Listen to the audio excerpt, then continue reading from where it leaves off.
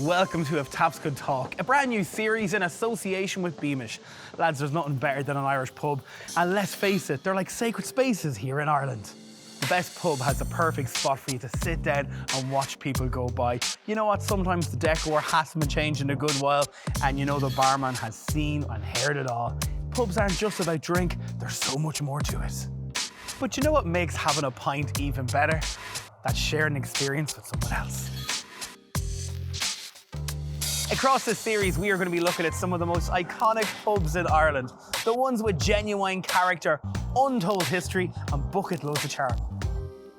We'll be looking at what makes each pub so iconic and why it's held so dearly to the locals. So whether you're here for the company, the chat, or a pint, pull yourself up a chair and let's get started. Today we're coming to you from the Lord Edward, which has been part of the Dublin fabric of pubs since the late 1890s. The name itself came from Lord Edward Fitzgerald, who was part of the rebellion of 1798, and the rumour is he's still haunting this place in this day. The pub itself, there's beautiful character, from the snug to the mahogany bars to the stained glass windows as well. This place is incredible. So I'm very excited for today's guest on If Taps Could Talk. This man knows absolutely everything about Dublin, from culture to wild stories you may not have heard before. Donal Fallon, welcome to If Taps Could Talk. Good to see you. You too. Oh Lord. Donal, first of all, we've chosen this pub today, the Lord Edward. It is an iconic pub in Dublin. Can you tell us why we're here today? I love the Lord Edward, and I love it for all kinds of reasons, but I think one thing that makes a pub special is where it is, the area around it. For me, I just think about the New Year's bells ringing from Christchurch Cathedral. There's nothing more Dublin, is there, than Leo Burdock's next side as well. And these windows, I mean, I've watched the Patrick's Day Parade go by from here. For me, this is just a really special part of Dublin. It's like the birthplace of Dublin. The oldest streets in the city, Wine Tavern Street, Fishamble Street, right beside you. I mean, it's where it all began in a lot of ways. Can you tell us about your kind of earliest memories of being in here, having a Beamish? I've loved it. I've loved the Lord Ed going right back, but key moments in my own life, I had my 30th birthday party in this very room. I had my stags, if you want to call it that, in this pub. You couldn't bring half of those lads abroad. It wouldn't have ended well. So we settled on the Lord Edward. But various times in my life when I've been marking something and celebrating something, this room has been at the heart of it for me. I love downstairs where you have the horse racing is on and all of that. And then the totally different atmosphere upstairs. It's like two very different pubs in a way. It's a date place as well, I found. Yeah, upstairs, downstairs. A few times now I've been in here for a date or two. And again, you sit by the window and you're watching the world go by. Yeah, but the feeling of the Lord Edward, there's two Lord Edwards to me, upstairs and downstairs. And I love how up here, it's like a museum, you know, to 1798. Of course, Lord Edward Fitzgerald.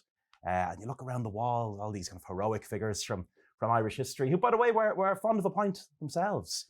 Can you tell us a bit about that? Because I know there's a ghost story about here that I think every Halloween there's an article about it, and I always read it because I'm always so invested. Yeah, there's plenty of ghosts knocking around this pub. But I remember reading about the United Irishmen, and they drank in a pub called the Eagle Tavern, which wasn't too far from here. But their meetings always ended with a toast, which was very seditious. You know, you'd stand up and you'd raise a toast. And Wolfe Tone's favourite toast was to King George the Last. You know, they believed that they would live to see a world with no more monarchy in it. But when you look at all these Pikes and Robert Emmet, Wolfe Tone, Edward Fitzgerald, there's a real special feeling of history in a room like this. And for me, pubs are also about the people. I mean, this is a beautiful room, kind of mock Tudor meets Irish history feeling in this room. But the people of a pub are the people who work in the pub, like Tommy behind the bar, the regulars of a pub. You walk into a pub like this, you would have seen, you know, Seamus Heaney was a regular here. Wow, okay. And there's something really fantastic about a city where the fellow who's won the Nobel Prize for Literature is just mingling amongst the people in the corner, reading the paper or whatever he was doing. So that's something unique to this town, the democracy of the pub, you know, that everyone, the pauper and the playwright is in the pub together. I kind of find Dublin pubs, Ireland pubs, there's something special about them, isn't there, that I don't think you see that anywhere else around the world. And I know a lot of places, whether you're going to a resort or whether, you know, you're in the middle of nowhere, they'll always try and mock up the Irish pub. Well, you can't beat actually being in an Irish pub like this. You can have an Irish pub assembled in San Francisco or Boston, Philadelphia, or whatever. But what is a pub? Is a pub mirrors and stools and all of that, and the high counter or is a pub a combination of things, one of which is atmosphere, and you can't copy that. When I told my partner I was writing a book about pubs, the look of shock on her face, she said, "Please, not Irish pubs, because we'll be driving from one end of the country to the other." It's a great gig. Well, look here, I can hang around with you. J&K Walsh's in Waterford, the Oval in Cork, Padder O'Donnell's in Derry. I could go on and on and on. The Sunflower in Belfast. The pubs of this country are also special, and all for their own reasons. So is there a unique kind of Irish pub? I think there is, and I think what drives it is, I suppose, the atmosphere and the willingness of people to interact with each other. So when you're in this space at night, there's no television up here, and there's no piped music. And people won't sit in silence. If you put 50 people in a room like this, and there's no radio, and there's no television, what inevitably happens is that you're sitting there, and the people sitting there will end up in a kind of conversational situation. And I think that's what's really, really special about pubs in Ireland, the willingness of people to just chat and to make friends with people who half an hour earlier they didn't know at all. What I love about you, you've such a graw, you've such a love for the culture of pubs and all that. Can you tell us, how did you get into all that? Was it just a passion project to start off with? I suppose I've always felt that the history of Ireland, the social history, the cultural history, really does touch on pubs. And we can't get it. I mean, Dublin is a UNESCO World City of Literature. Belfast up the road is a UNESCO World City of Music. And for an island as small as this to have two cities with that recognised status is massive. So what does that? What creates that kind of thing? And I think pubs are central to that. In terms of music, pubs are so important. I mean, you can't imagine the jazz scene in Dublin, the traditional music scene, many other kinds of music. The pub has been central to them. In terms of literature, I mean, this town has made a massive contribution to the world of literature, but the pub is there. I mean, you'll find the pub in Ulysses, you'll find the pub in Dubliners. James Joyce wrote about the pub. It was the universe, that to him, everything could be told in a pub. So I was always thinking that I couldn't really engage with social or cultural history without having a good understanding of the pub. It's like it's the third space in people's lives. It's not home, it's not work, it's something else.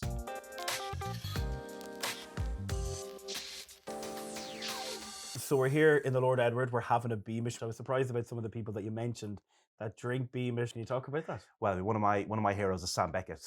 I just think he was perhaps the most stylish Irish man of the 20th century. I was just going to say that. When people, like his photograph comes up online every once in a while, and it's always the comments, "I never knew he was like this. I never knew he looked like this."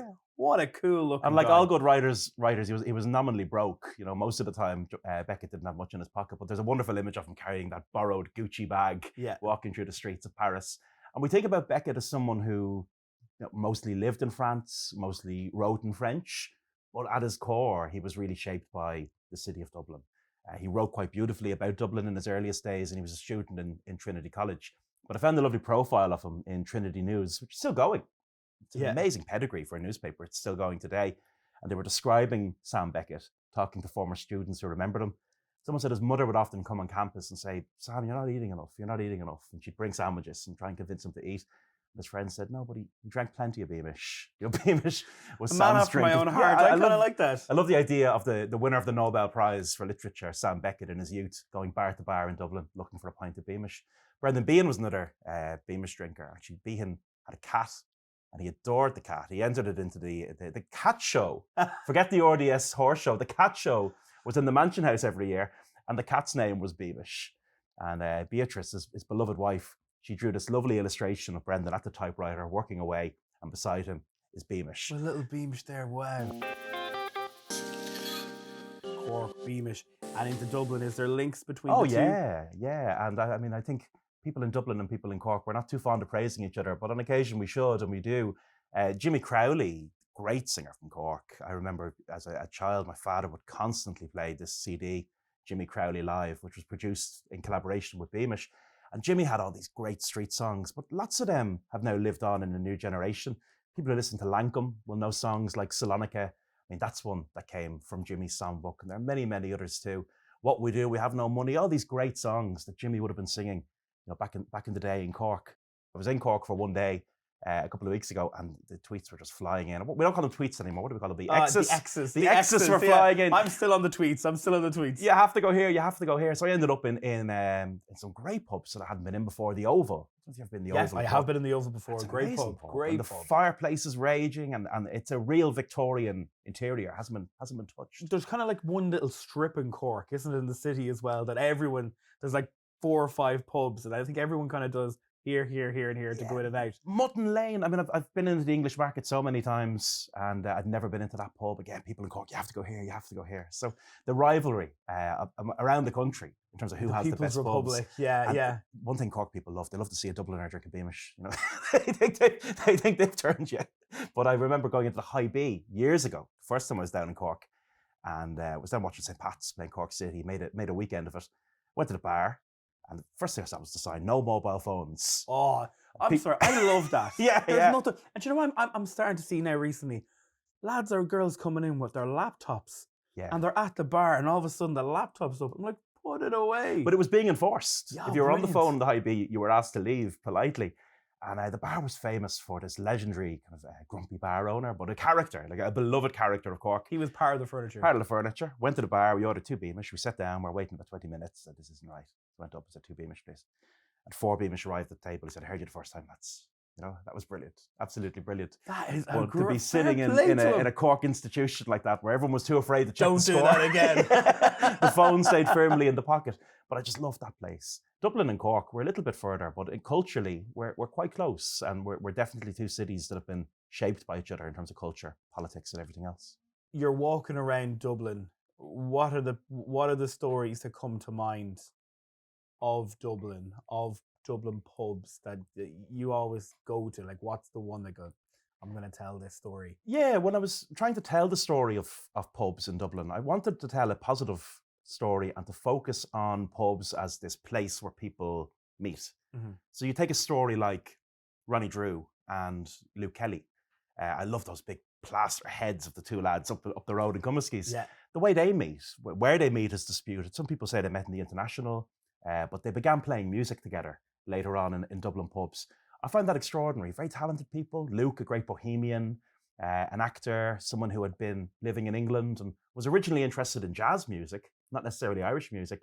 Ronnie Drew was also quite a bohemian character, but the pub is the place where they meet, where they begin playing music, and they go on to such great things. So the idea of the public house as a space where people establish friendships that can go on to become very, very significant. Are you afraid about the future of that?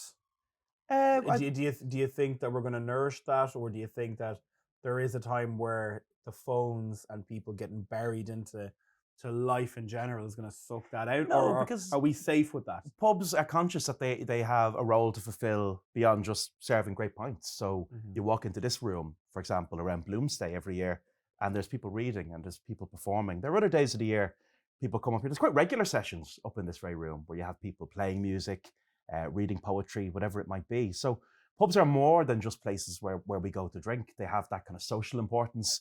There's places where music can happen, culture can happen. And actually, I do think pubs like this room, and Grogan's comes to mind as well, they become particularly interesting places, going back to that point, the absence of television and radio. And one barman described the television to me as the devil in the corner. He said, I like that. I better turn on the devil in the corner. But when the devil in the corner isn't there, all kinds of other things begin to flourish instead. And people have conversations and they chat and they tell things they probably shouldn't be telling each other. Yeah. And that wonderful line that Con had, he said that a bird is known by its song, a man by his conversation, and the pub is the space in which conversation flows. Music and pubs, as we just touched on, are, they go hand in hand together. Yeah. What's the history of, musicians in pubs around Dublin? You may say Ireland as well. Yeah. Well, whatever about Dublin people not enjoying praising Corkonians, we certainly don't enjoy praising the neighbouring island. And we have to admit, whether we like it or not, the trad session began over there. Wow, okay. Irish migrants who were moving to Britain in the 1950s were coming together, playing music. The Devonshire Arms in Kentish Town, they reckon that's where the first trad session happened. Is that right? I never knew that. They're all west of Ireland migrants, and they're coming together, and they're playing the songs of home, because they miss home. That's what happens. And it's only later in the 60s that you begin walking into pubs in Dublin and hearing music, all kinds of music. You walk into a pub in Dublin, you might hear Seamus Ennis, who was this amazing uilleann piper you might have walked in and heard Joe Heaney, who's a shanno singer, or Luke Kelly singing something like Take Her Up to Monto, a great satirical Comali song. But there's other kinds of music in pubs. Like J.J. Smith's, not far from here, was a big jazz pub. The jazz music scene revolved around that. And then pubs could take on other forms of life, all kinds of things. Brogan's pub, for example, was the Viking, which was Dublin's first gay bar. So you had all kinds of different scenes where music was important.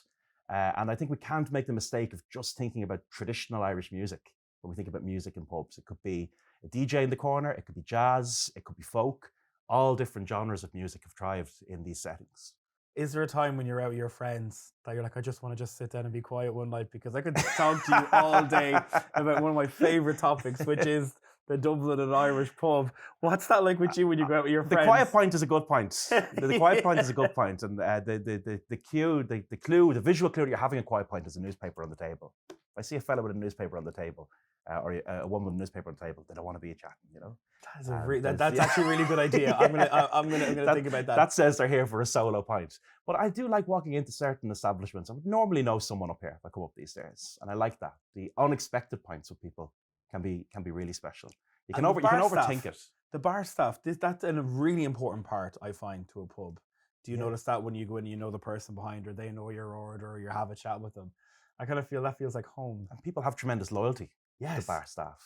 Paddy O'Brien, very famous Dublin barman, he was the head barman in McDade's for many years, which was a tough job. That was the days of Paddy Kavanagh. Was that like the Bohemian-esque sort of, writers and singers and everything? That was it. And when Tommy Smith poached him and brought him to Grogan's, he kind of brought with him the literary set. They walked across what's now the Weston, it was a car park at the time, from one to the other. So people had so much loyalty to Paddy O'Brien that they felt the bohemian spirit of the pub was encapsulated in him, and he could keep these warring characters in the same premises. It was an achievement in itself. I mean, I always think Paddy Kavanagh used to describe Brendan Behan as evil incarnate, and Behan's nickname for Paddy was poet, peasant, wanker. So if you could keep the two of them in the one premises and away from each other, that was an incredible achievement, and the right barman can do that. Would McDade's have been raging, years on when he moved to Grogan's? Oh yeah. Was there ever talk about that? It's such a great, Bohemian Dublin is embodied in the story of Paddy O'Brien. And I love the stained glass windows that you have in there. It's a real moment in time, that transition that happened from one to the other. When you're looking at outside of the city centre itself, are there pubs that come to mind that you think of? It's beautiful pubs. Yeah. And Dublin has this amazing feeling that you can get from the heart of the city, what Joyce called the Hibernian metropolis, the busy city, into what feels kind of quite rural. You make your way out beyond Chapel Izzard into the Strawberry Hall. It's a great pub. I mean, there's 3 pubs there, isn't it? There's an amazing stretch of pubs. Yeah, you've the Wren's Nest, where the Dubliners were frequently to be found. Is that right? I never knew that. I think they went there because they get away from people. Two ladies run that? Is it two ladies that run that? They were at the height of their stardom, and that was a quiet place that they could go. Then you have the Strawberry Hall, which is such a special bar, especially at Christmas time.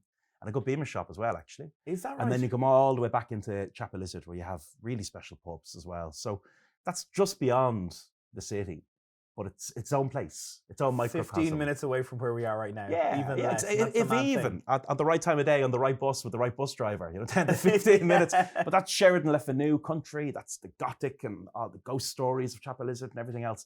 Chapel Izzard to me feels both in Dublin and removed from it. Then you had other pubs, like, you go out to the mountains, beautiful pubs there as well. At the Hote, you have another magic collection of pubs. So I didn't want to write a book that was just about the pubs of Dublin City, because I don't think you can get Dublin without looking at that broader picture, city and county. Pubs, generally speaking, protect and preserve their own history. And it was great being able to walk into a pub in Dublin and the barman saying, I'll be back in 10 minutes. And all this great stuff just falls out. So they're conscious that they're places of memory. They're places of great importance. I love nothing more than when a pub changes hands and they change nothing. That shows the pub is doing well. Because they understand that the name over the door might change, but the picture of the regular who might be gone 10 years or 20 years, that's still something people are coming in to look at. You see it in Grogan's, people come in to look at the light boxes, the stained glass windows, because their granny is in them, or their uncle is in them, or someone who's gone is in them. And to them, as long as that's on the wall, they still have that connection with that person through that place.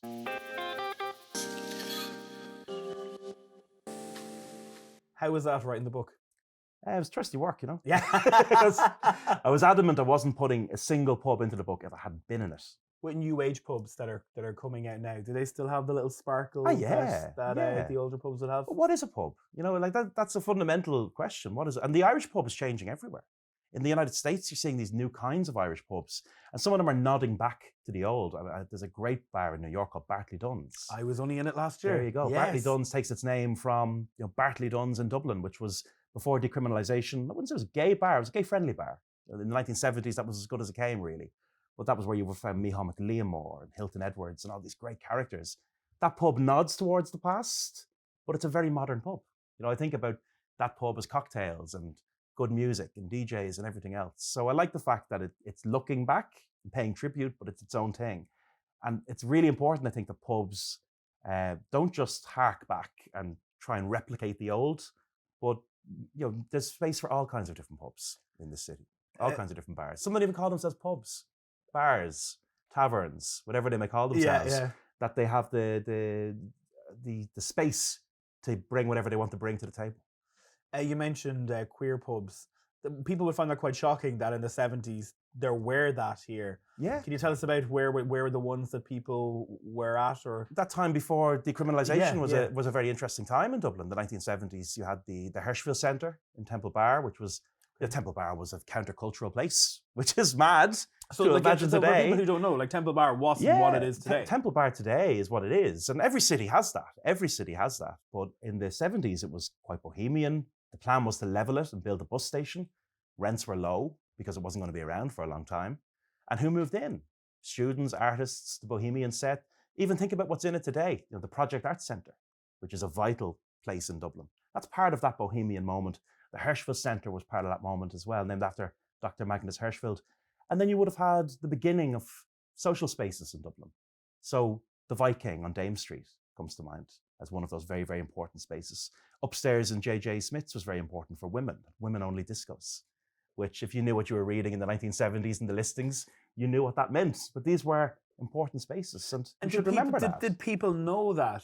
Oh, certainly. Did everyone know that? Like that's where was the Bailey one as well? Or the Bailey would have been considered a gay-friendly bar. Bartley, Dunn's and Rice's likewise. And these things were known in Dublin and they were tolerated. Not only were they tolerated, they were welcome parts of the landscape in the city for the most part. And isn't that mad that throughout the years then how that kind of lessened and the pubs kind of grew into something else? Now we have Panty Bar, the George, but probably only two now I think at this stage. But that's what's peculiar, All My Friends is gone, for example, in recent times. But that these spaces existed in the 70s and the 80s. We have a tendency to look back on the past and look at maybe what the state was saying or the church was saying as if that was reflective of how people felt. But actually, you find that the Dublin in the 70s and the 80s and even the late 60s was quite an open-minded city in terms of, how people lived their lives and how people interacted with each other. That's incredible. We need to talk about early houses. This is sadly, I think, a dying moment in Dublin. I used to live in Temple Bar for a couple of years, and I used to knock into a few of those. And what was your sleeping schedule like when you lived in Temple Bar? So we used to go out on a Friday and a Saturday night, and because I lived there, everyone was like, "Oh, you're going to come back to ours." And then we'd get a breakfast. We'd go over to the Spar there on Parliament Street, get a fry because it was 24 hours, and then off we'd go again. Yeah. And I was trying to explain that to my friends back home, and they were like, they're open really early. Yeah. Can you tell us a bit about that? We can probably talk about some of the ones that are gone. I remember the Chancery. That was the very one. Yeah, that was the very one. And the fear as you approached, because there was always two bouncers on the door of the Chancery and there was thumping music coming from the jukebox inside. It actually felt like approaching the door of a Berlin nightclub. Yeah, you weren't entirely sure if like that sometimes. Are we getting in or is it a hoity later Nick? Are we getting turned away here? But I loved it. And you had this mad mix of people who were out from the night before. It wasn't morning to them. It wasn't an early house. It was a late house. Yeah. For some people that were there. You had, criminal defense barristers and people that were up on trial and police and prosecutors all mingling. It was a great democracy because it was right beside the courts. And you always had to be so careful if you were driving into work because there'd be always some stragglers that hour in the morning, either leaving at 8 a.m. or they were on their way in. Well, people might remember Slate magazine, which was a free magazine in Dublin about 20 odd years ago. They had a lovely image of a queue of people waiting to get into the Chancery while a bus went by with commuters going to work, and it was this forlorn faces looking out the window saying, I wish that was me. Who's laughing at who? Who's laughing at who? Yeah, who's living a mad life and who isn't? Is there many of them left now? I would maintain, strictly speaking, that there are 3 early houses in Dublin. Their pubs still open at 7 o'clock. Some begin to open at 9 and 10. Technically, they're still early houses. They're still opening earlier than other pubs, but 3 still open their doors at 7. One of which owes its existence to Beamish, actually. Is that right? Which is the Windjammer. The Windjammer. And if you don't know what a Windjammer is, you can forgive a 21st century Dubliner for not knowing what a Windjammer is. It's a type of ship in former times. So tying back to the point that it's right there beside the Liffey, would have been the Docklands area of Dublin, the docks, the fruit markets on the other side of the river. These are people whose working day was wrapping up at 7 or 8 o'clock in the morning. We were getting out of bed and they were done for the day. So the Windjammer would have been full of dockers once upon a time, which is just amazing to imagine. And the connection with Beamish with that? Yeah, because brewery pubs, now unheard of in Ireland now. You go over to London, brewery pubs are still really common. You go into a Samuel Smith pub and you drink Samuel Smith's beer. And Beamish made the decision in the 40s to open a number of pubs in Dublin, which was an inn to the Dublin market. So the Windjammer is constructed on Beamish and Crawford money. That's mental. But pubs in Dublin were, once upon a time, not totally unlike that. You walk into some pubs, you can still see that it was a Victorian grocer's. And you know when you get that division at the doors, so you have the bar door and the snug door, that women would make their way into the snug, they could buy the groceries, have a quick drink, and get out of view again without entering the bar itself proper. So there was that division of shop and pub, even in Dublin. Has there been words that are kind of fading away? The lingo of public houses, I suppose, is always changing. We don't call them boozers necessarily anymore, but in terms of the kind of humour and wit, the language that you hear spoken in pubs, I think that's changed all that much. Even when I was beginning to go out in Dublin, there were still great characters that were a link to these earlier times. I remember walking into pubs, you might see Con Houlihan, legendary sports journalist. In fact, you couldn't describe Con as a sports journalist because he would write a 2,000-word match report and you wouldn't get to the match to the last 200 words or 300 words, but you'd learn a lot on the way about some great work of literature. But you'd walk into pubs and you'd see someone like Con writing his match report by hand. And then someone would come in from the offices of the newspaper, collect it, and it'd be their job to go and type it up. But this was like another world. I remember Con sitting there drinking brandy and milk in the Harold House. And he said he drank brandy and milk because he said that the brandy took the sting out of the milk, which was brilliant. People will remember his match reports. He wrote about the legendary Dublin goalkeeper, Paddy Cullen, in an All-Ireland final, running back towards his goal. He said, like a woman who smelled a cake burning in the oven. And when it came to the League of Ireland, he described Shamrock Rovers lashing the ball into the St. Pat's defence. Pats were firing it back out. And he said it was like throwing eggs at the Eiffel Tower. They were never going to shift it. Isn't that brilliant? So that was the kind of character you could see. J.P. Dunleavy, the man who wrote The Ginger Man. Actually, Johnny Depp has the rights to turn The Ginger Man into a movie. Wow. Hope he does it someday. J.P. Dunleavy was still knocking around town. You could occasionally, if Ed O'Brien was in Dublin, you might see her. Now that would be the Bar de Shelburne or somewhere nice. But there were all these great characters of another time, the 50s, the 60s, the 70s, that were still part of the fabric of Dublin. And they just spoke differently and they were, every sentence was a work of art when it came to someone like Con Houlihan. Donal, we have so much to talk still, right? We're going to take a quick break. We're back after this.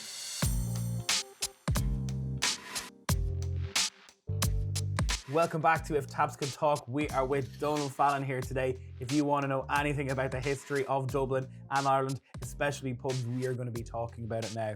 So, cheers. Sanche.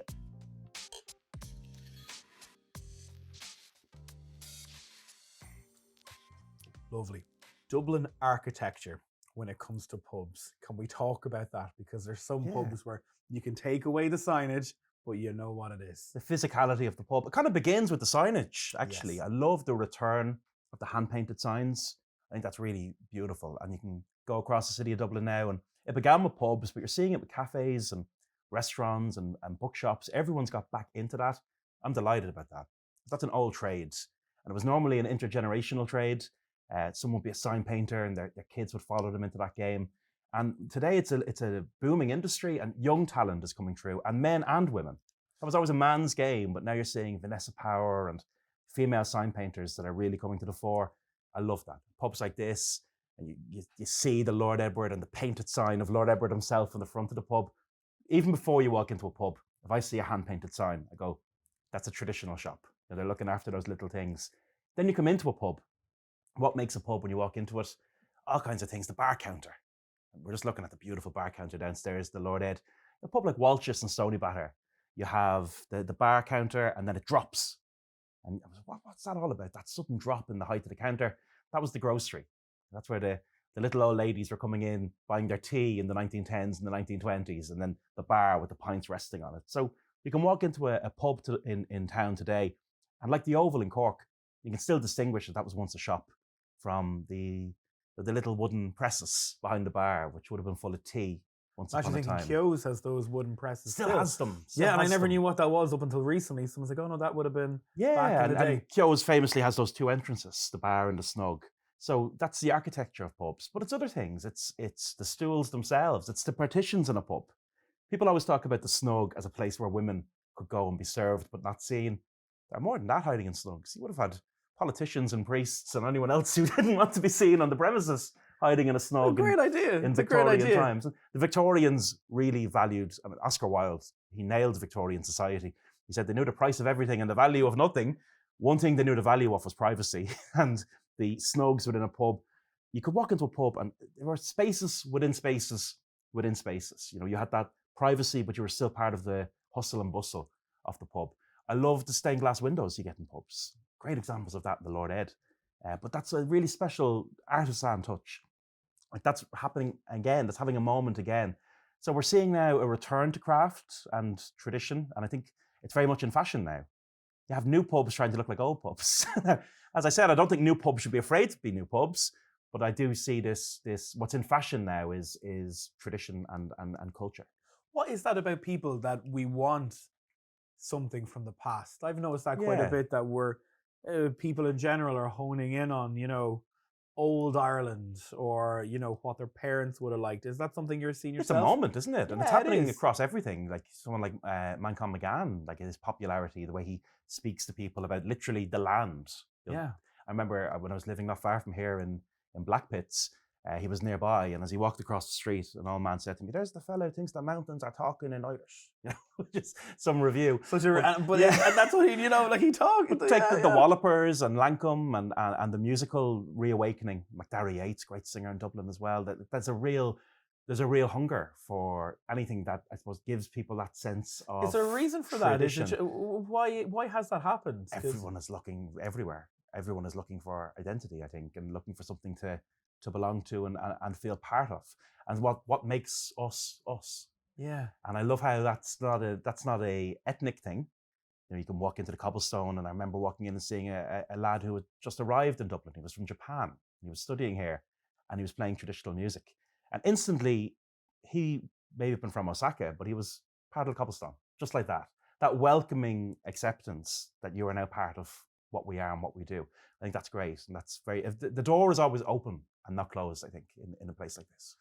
Sporting pubs. Can we talk a bit about them? And, like whether it's the Dubs playing, whether it's the League of Ireland or whatever it is, there are some incredible sporting pubs. Whatever it might be, and there are great pubs. And for me, there are pubs that I don't get to that often, but they're on my sporting map of Dublin.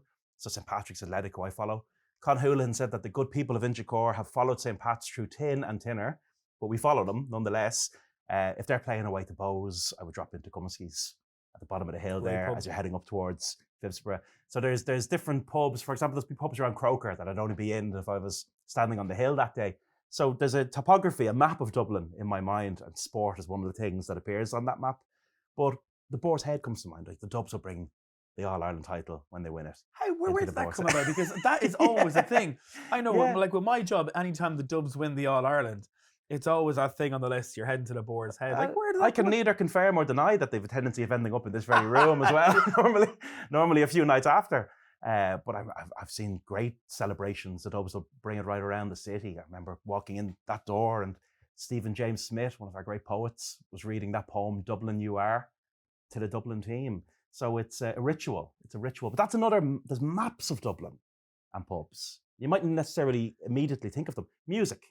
There's a Dublin map in my mind of pubs that are associated with music. We talked earlier about queer history. There's pubs in my mind that tell that story. There's pubs in my mind that tell the sporting story. You could take a different route across the city and touch on all these different histories as you go. I always find if people are going, there's nothing to do in Dublin, and we sit down with someone like you and you realise you could literally walk to these places and go, this is where this happened. This is where that That's happened. the key word, though. You could walk. Yeah. You could walk. The scale of Dublin is so magnificent. And there's a lovely line about Dublin. V.S. Pritchett said it. I don't think they meant it as a compliment, but they said you should never invite 3 Dubliners to dinner because 2 of them aren't speaking to each other at any moment in time. It is that small. It is a large village in a sense, but that really lets you engage with the history of a city when you can so easily walk across it and walk through the ages of it. Is there any other city in the world, by the way, where you pass through? In Edinburgh, they've kind of done this Disneyland thing where they have the old town and the new town. And the old town feels like a set, like a movie set. It's gorgeous. But in Dublin, we've taken a different approach where we've just let the ages sit beside each other. So you have a church going back to the earliest days of Dublin. You have some of the oldest streets in the city, but then you have the 1970s, the 1980s. Go down the street and you have the central bank, you have modernism. So in Dublin, we've let all of these ages just fall on top of each other. And I really like that. I never thought of that. Is there any place that is in Dublin that you like going to, but you don't go to enough? I don't jump on the Dart enough.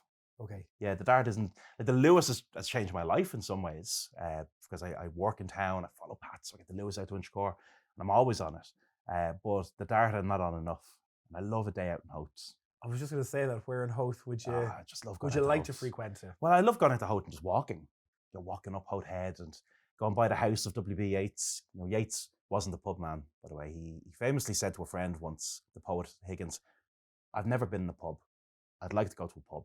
Could you bring me to a pub?" And there's dispute over what pub they went to. There's a few contenders, one of which is Mulligan's. Con Hoolan said it was Mulligan's. Other people say it was Toners. Regardless, Yeats was brought to a pub. He was brought into a snug. He had a glass of sherry and he said, "Fred, I've seen a pub. Take me home."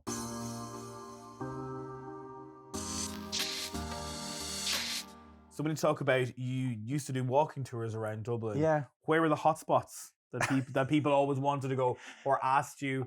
If it was an American, they want to know where's the number one such and such. First of all, working on the streets is great crack because you don't know what's going to happen. When you're working at a desk, now you bar a bit of gossip over the water cooler. You kind of know how the day is going to go and what's going to happen. When you're working on the streets, anything at all can happen. Dublin. Back in 2016, I was bringing kids around town. We're talking about the Easter Rising. And one guy was on his way to an event. I think his grandfather had fought in the Rising. And he had the medal in his pocket. And he heard me talking to the kids about 1916. He goes, "Look at this, lads. And there's a medal." The kids just went, "Wow." I think for those kids, the Rising probably felt... to those kids, the 1990s feels like the distant past. Yeah, sadly. Do you see that video recently was doing the rounds on Instagram? What age do you consider someone old? I know. The kid said, anyone who was born after 2010 is old. Whatever. Again, scary. So these kids were trying to understand 1916. And when this guy showed them a medal and said, "That's my granddad's medal. My granddad won that." And that link. To them, I could see history just went from being this to being this in their mind. Everything was that bit realer. So the fact that he just stopped, heard the tour and got involved in it, that's brilliant. He's lying. Don't believe a word he says. That's part of it as well. And people enjoy that. But it was good fun. And Eamon McIntosh, who I've tremendous admiration for back in the day, I remember his TV show on RTE. The streets were his lecture hall. But when you think of the likes of Beckett and all that as well, do you think they realised that how important they were at the time? Or were they important at the time?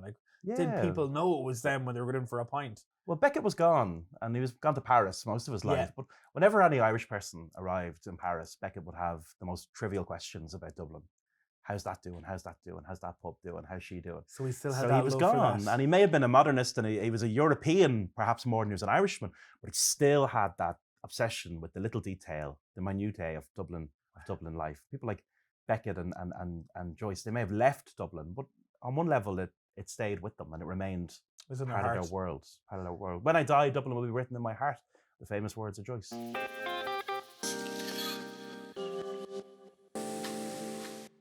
Your podcast, it's incredible. Can you tell us how you've so many stories.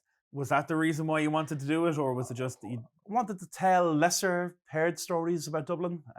Right after I began it, a global pandemic kicked off. Yes.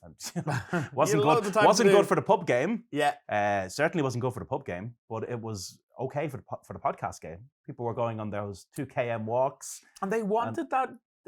They forgot about pubs. And I remember, because I live in town, walking around the streets and seeing everything boarded up. I think we all wanted that connection. Well, someone said to me, I wanted to hear a voice that wasn't the postman.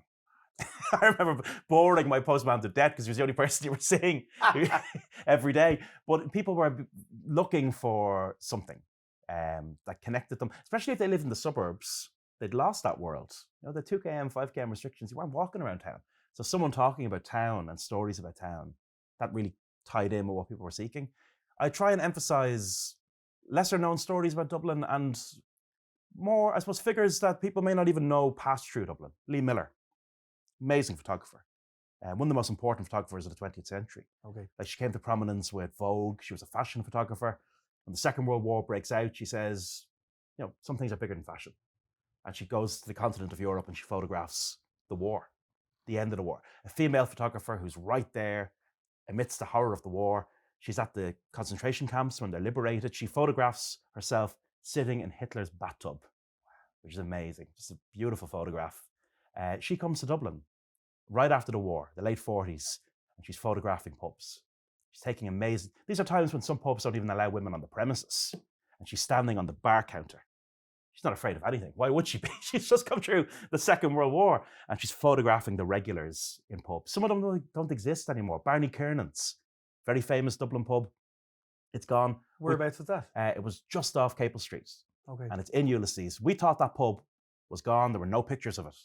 There are pictures of it because Lee Miller took them. Wow. She took pictures in the Palace on Fleet Street, but she took amazing pictures. And the fact that this woman who had survived the war, and now her story is more widely known. Kate Winslet played her very beautifully in that movie, Lee. But before that movie came out, she was not a particularly well-known figure outside the worlds of art and photography and fashion. Irish people generally wouldn't have heard of her. That was the kind of story that I wanted to tell on the podcast. Going back to what we mentioned earlier, the story of the Viking and the story of these places that existed before decriminalization. To break that idea people have that the past is a grey place and a dark place. People always see the past as a very conservative place and a place that was run with iron fists, but actually highlight the fact that there were people in the 60s and the 70s There's a bit of devilment. Who were living perhaps more open lives than we do in Dublin now, and how important that is to talk about too. Were there photographs that you saw in that collection that you're like, wow, bar the pub we were just talking about? Oh, Lee about? Miller's photographs. Yeah, I just thought they were extraordinary. And I couldn't help but think about her. You know, someone who had witnessed the best and the worst of humanity. Yeah. You know, as the Second World War came to an end. What a transformation to find herself photographing these literary pubs in Dublin. So your podcast, tell us what it's called, how people can get to listen, because there's going to be so many episodes now for people to dive into. I wanted to give it a name that no one in Dublin can pronounce. So the TH just doesn't exist in Dublin. So it's called Three Castles Burning. People think I'm saying tree as in a tree outside, but it's the number 3. That is the coat of arms of Dublin, is the 3 blazing castles. I've always found the motto of Dublin pretty poor and ill-fitting. The motto of Dublin translates into, happy is the city where citizens are obedient. Someone told me that a while ago, and I didn't believe them. I don't think obedience has been at the heart of the Irish story, to be honest. But I just love the burning castles. I just think there's great passion in it. The flames are the fiery zeal of the people. There's a gorgeous, I think it's a stained glass window in the Lord Mayor's house. Of that. It's beautiful. It's great. By Harry Clark's dad, Joshua. Yes. Stunning. But there was a podcast about New York called The Bowery Boys. And they do everything. They do like the history of tattoo shops in Dublin. They do the history of electricity. In New York. History of tattoo shops in New York. The history of electricity in New York. The history of the theatre. Queer New York on screen. And I was listening to that podcast saying, has to be a way to do this about Dublin. And if there's one thing Dubliners love to do, it's talk. I've been lucky enough to have some pretty amazing guests, from the poet Paula Meehan to Frank MacDonald, who wrote a great book called The Destruction of Dublin back in the 70s. If you ring someone up in Dublin and say, on the podcast, they probably will. Before I let you go, we need to talk about top 5 pubs. You probably hate that as well, because I'm sure there's so many pubs. Yeah. But the 5 pubs that come to your mind, let's even say top 5. 5 pubs in your head that you can think about. I think it's important to say, I really dislike the what's the best culture, because what the best is varies from person to person. And you might have a specific memory or a specific reason that a place means a lot to you. For me, a couple of pubs I love. I live up in Kimmage now, and I often walk in and out. I love the Harold House. Great pub. It's an amazing pub. Great pub. Great characters in it. Great characters in it. You walk in one night and the darts are on, or karaoke. Like, karaoke's in the book. That's a very recent phenomenon. I mean, that begins in Japan in a big way. In Japan, it's associated with businessmen when it arrives in the 70s. In Dublin, it's really associated with the L1s in the pub, and it becomes a real community centre. Kind of like with the darts, there's something about, Yeah, I remember before someone was coming from Ballyfermot to Phibsborough, and they had, it was a Tuesday night. pubs leagues. Yeah, and all women, and they had their tinfoil sandwiches, Yeah, and they were passing them around to everyone in the pub, and I was like, this is wild. Yeah. I was like, Yeah. this just happens every Tuesday and night. these are community pubs. Yeah. The Harold House, in a way, can almost feel like a pub that you would find in the suburbs, but it's right there in the middle of the city, and it's a real community pub, but it's also a very welcoming pub. I love the Harold House, and I always make a point of stopping in as often as I can. Beyond the Harold, I love Grogan's. I met my wife now in Grogan's. So Grogan's is the place where On the list. I remember Tommy, the barman, said, "Many a romance ended in this pub, but you're the first one that began here," which was a great line. I love the Lord Ed as well. As I said, so many the character of moments this in my place, own just life. looking have been- around. Yeah, and I associate this pub with just some great people. The poet Vinnie Caprani was a regular here. We talked about Seamus earlier on. It has history, it has community, and that's really, really, really important, really vital. Other pubs I love in Dublin, I love going out that way. As we said, Chapel Lizard, I love the Strawberry Hall. It's a really special place, isn't it? Yeah. And I love Walsh's in Stonebatter, which I wasn't really aware of for a long time, but only in recent times, early in the day, when it's quiet. I love the feeling of that pub, and I love the architecture of that pub. It's the classic Victorian pub. It's a really nice place to spend an hour reading the paper. You're a man after my own heart. Yeah. It's been a pleasure chatting to you today. Cheers.